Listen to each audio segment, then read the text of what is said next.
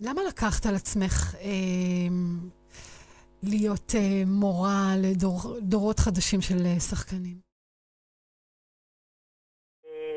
הוא עושה פרויקטים מאוד ייחודיים, חלקם גם בימוי והפקה של התלמידים עצמם. יש פה הצגה, טקסט שקרים ויוטיוב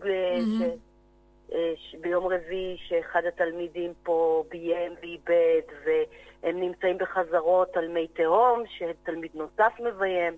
איזה יופי. ובנוסף, כן, זה מקום מאוד פורח, ובנוסף אנחנו גם עושים את הדבר הקונבנציונלי, שזה הפקה גדולה של שנה ג'.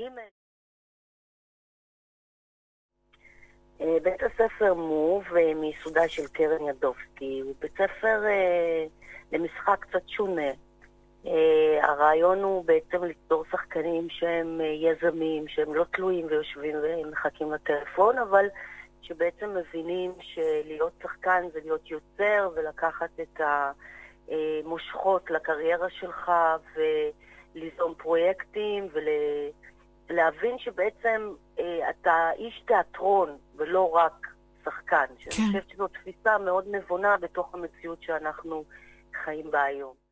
דיברנו על החבר'ה שהם גם מביימים וגם משחקים, שזה כן, פשוט נכון, נראה לי נכון. מקסים לגמרי, ששחקן נכנס ומקבל ארגז כלים, כי יכול להיות שבאמת תשחק ויכול להיות שתביים וכולי.